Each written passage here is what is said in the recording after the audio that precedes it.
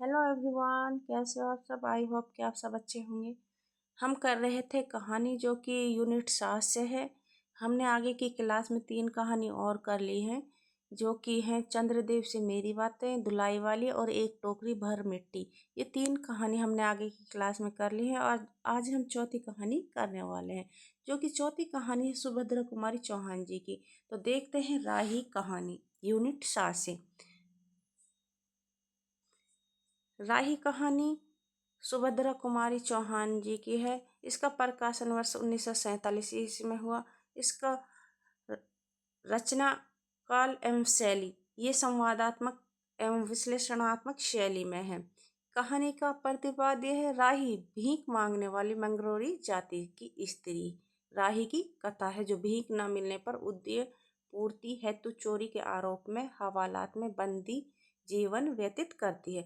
जो कि एक राही कहानी, ये राही कहानी है जो ये भीख मांगने वाली मंगरोरी जाति है। मंगरोरी जाति कहते हैं भीख मांगने वाली। जो ये स्त्री है ये भीख मांगने वाली यानी मंगरोरी जाति से है। ये चोरी के आरोप में हवालात में इसे बंद कर देते हैं। कहानी का उद्देश्य है राजी जैसी भोली भाली किंतु गुमराह आत्माओं के कल्याण की साधना जीवन की साधना होनी चाहिए। सच्चा सत्याग्रह, सच्चा स्वराज तभी संभव है जब राही जैसे समाज की गुमराह लोगों को सही रास्ता प्राप्त होगा। कहानी का पात्र है अनीता है जो इस समाज सुधारिका है। राही एक गरीब कैदी स्त्री है जो मंगरोरी जाति की है। कहानी का विषय है गरीबी का चित्रण है, गरीबी की विवशता है, देश की दरिद्रता है, राष्ट्रभक्ति और सत्ता भक्ति है, मानवता की सबसे बड़ा धर्म है। जब मानवता है, मनुष्य ही सब इंसान का सबसे बड़ा धर्म है। स्त्री वेदना की झलक है, जेल में वर्णित कहानी है। जो ये कहानी है इसका पूर्ण विषय जेल में ही होता है। सुभद्रा कुमारी चौहान ये इलाहाबाद के निहालपुर गांव की थी। वह हिंदी की प्रसिद्ध कवयित्री है, लेखिका और स्वतंत्र सेनानी थी। उनकी 2 कविता संग्रह और 3 कथा संग्रह प्रकाशित हुए, पर उनकी प्रसिद्ध झांसी की रानी कविता से हुई। उनके कहानी संग्रह बिखरे मोती है, उन्मादी तथा सीधे साधे चित्र। ये किसकी है? सुभद्रा कुमारी चौहान की। बिखरे मोती, उन्मादी, उन्मादनी और तथा सीधे साधे चित्र ये कहानी संग्रह है।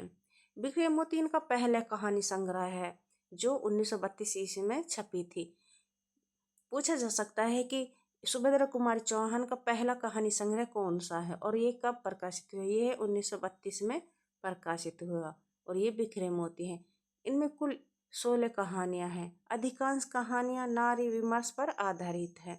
जिसे देखते हैं बिखरे मोती है, भगनवेश है, होली है, पापी पेट है, मझली रानी है, परिवर्तन है, दृष्टिकोण है, कदम के फूल है, किस्मत है, महुए की बेटी है, एकादशी, आहुति, थाती, अमराई, अनुरोध और ग्रामीण। ये इसकी 16 कहानी लगी हुई हैं।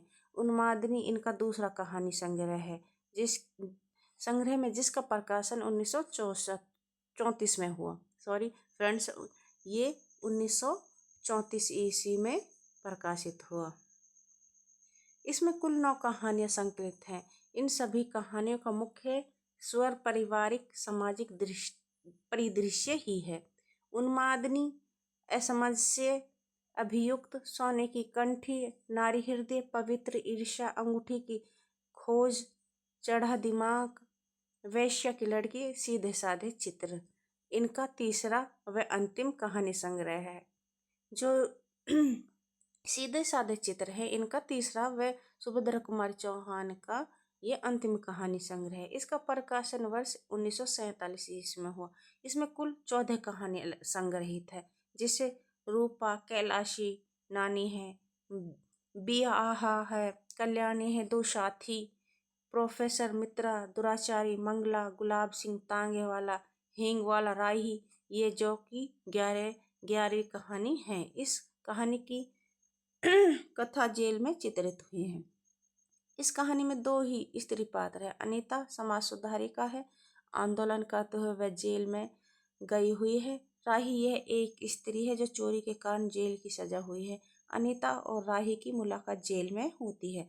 अनीता है जो राही से पूछती है कि आप किस अपराध में जेल आ गई हो। राही उसे उसे बताती है कि अनाज की गठरी की चोरी में मुझे सजा हुई है। अनीता पूछती है कितना अनाज था। 5-6 शेर। कितना था? 5-6 शेर। और अनीता पूछती है कि सजा कितने दिन की हुई है। राही बताती है कि 1 साल की। ये सुनकर अनीता सुन रह जाती है। 5-6 शेर अनाज की चोरी के लिए जेल की सजा करना कहाँ का न्याय है। फिर भी अनीता उससे पूछती कि चोरी क्यों की। मजदूरी करती तब भी तो 2 दिन में 3-4 आने पैसे मिल जाते। हमें मजदूरी नहीं मिलती सरकार, हमारी जाति मंगरोई है, हमें केवल मांगते खाते हैं और भीख ना मिले तो फिर हम चोरी करते हैं। उस दिन घर में खाने को नहीं था, बच्चे भूख से तड़फ रहे थे। बाजार में बहुत देर तक मांगा, कुछ नहीं मिला। बोझ ढोने के लिए टोकरा लेकर बैठी रही पर फिर भी कुछ नहीं मिला। सामने किसी का बच्चा रो रहा था। उसे देखकर मुझे अपने भूखे बच्चे की याद आ गई। वहीं किसी की अनाज की गठरी रखी थी, उसे लेकर भागी ही थी कि पुलिस वाले ने पकड़ लिया। अनीता कहती है कि तीनों कहाँ? नहीं, बच्चे भूखे थे। अनीता कहती है कि तुमने कहा नहीं बच्चे भूखे हैं इसीलिए चोरी की। इस बात से मजिस्ट्रेट कम सजा देता।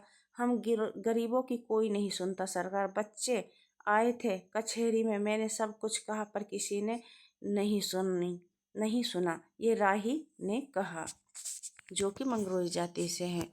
अब तेरे बच्चे कहाँ हैं, किसके पास है?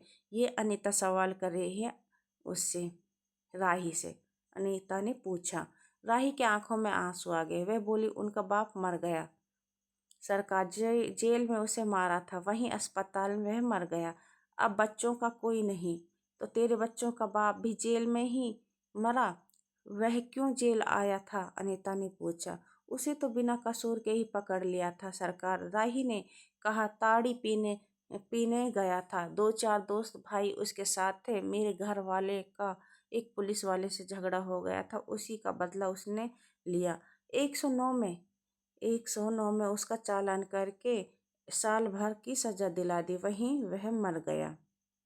अनीता ने एक दीर्घनी श्वास के साथ कहा, अच्छा जा अपना काम कर। राही चली गई। इस तरह अनीता और राही में बातों का वार्तालाप होता है। इस कहानी के माध्यम से लेखिका ने बताया है कि हमारे देश समाज के प्रति दायित्व बनाता है कि हम कुछ करें, मानवता को बरकरार रखें और देश के विकास के लिए निरंतर प्रयासरत रहें।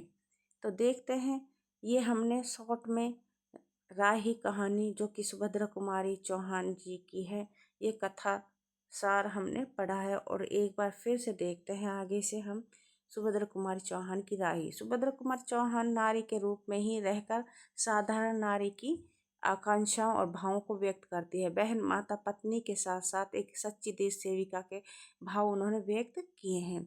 उनकी शैली में वही अकृत्रिमता और स्पष्टता है जो उनके जीवन में है, ये मुक्तिबोध ने कहा है। संग्रह सीधे साधे चित्र, जो कि 1947 में अंतिम कहानी संग्रह है।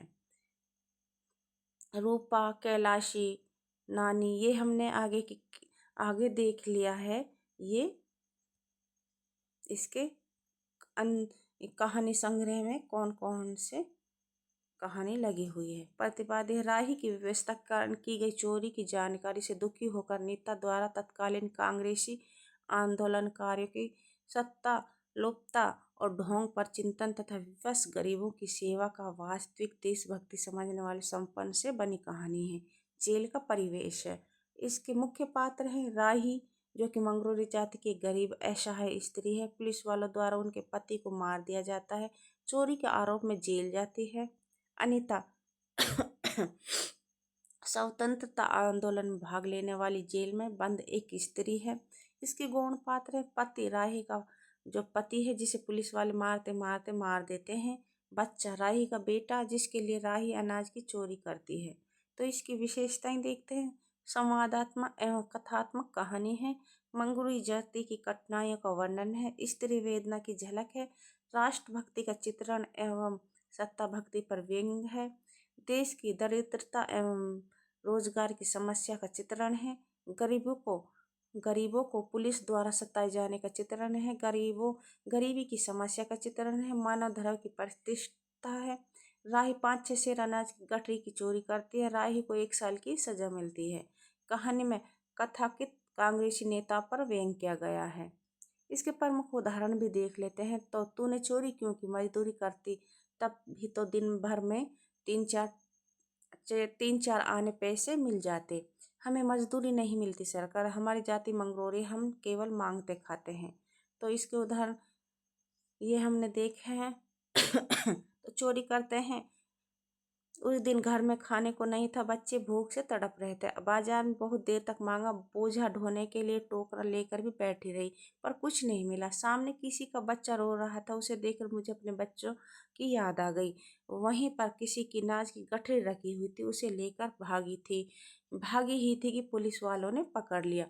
राही और अनीता के मध्य ये संवाद हो रहे हैं।